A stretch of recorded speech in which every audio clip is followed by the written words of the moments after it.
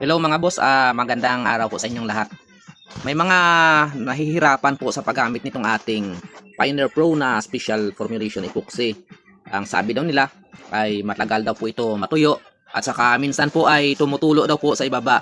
Halimbawa po na naglagay po sila dito, gaya po nito, dito sa ating voice coil at sa ating spider ay tumutulo daw po sa ibaba. So ito mga boss, ituturo ko sa inyo ang tamang paggamit nitong ating Pioneer Pro na special formulation para dito sa pag-a-align ng ating mga voice coil. So pasensya na po mga boss, medyo pause po tayo ngayon. Ito ituturo ko po sa inyo.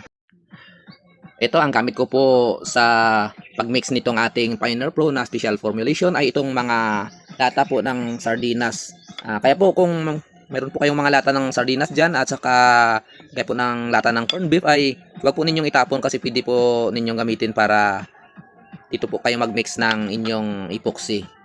Kasi ang imimix po natin na epoxy ay iinitin po natin. So ipapakita ko sa inyo mamaya kunti mga boss kung ano po ang proseso.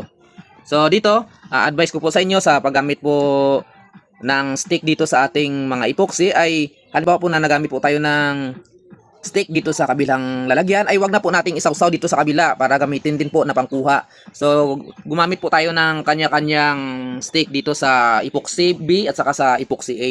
Kasi halimbawa po na ito, na isawsaw po natin dito tapos may isawsaw din po natin dito sa kabila ay maaari po yan na excuse me po, titigas po siya.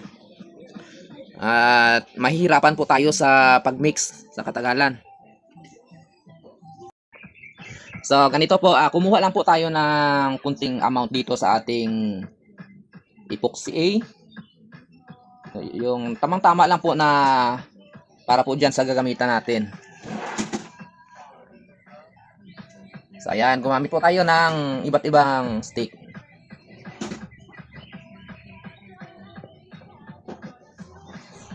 So ito po, pwede na po natin itong ihalo kasi hindi na po natin yung gagamitin mamaya dyan sa pagkuha.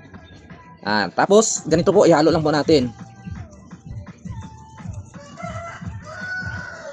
So ganito mga boss, kailangan po natin ito initin para mas mabilis po siya matuyo at saka hindi po siya tutulo gaya ng nirereklamo po ng iba.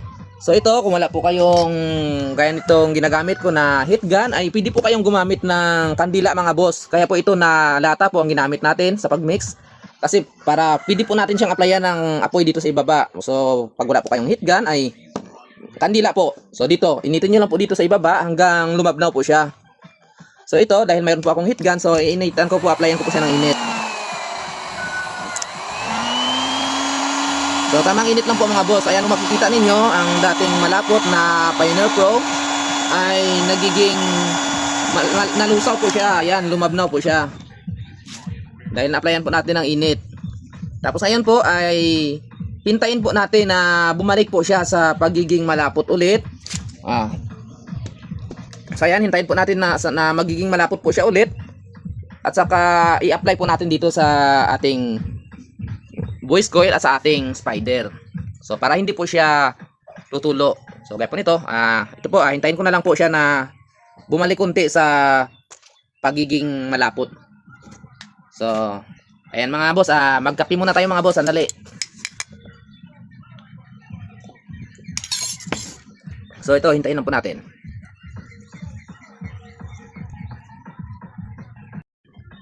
So ito na po mga boss, after mga 5 minutes po natin na hinintay para maging bumalik po siya sa pagiging malapot ulit. So ito na po siya. So ito, pwede na po natin siyang i-apply. Dahil bumalik na po siya sa pagiging malapot, ay hindi na po ito tutulo po dito sa ibaba.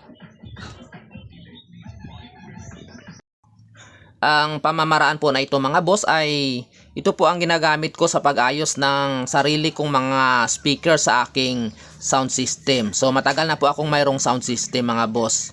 At isa rin po ito sa aking kabuhayan, itong pag-ayos ng mga speakers. So ibinabahagi ko lang po ito sa inyo.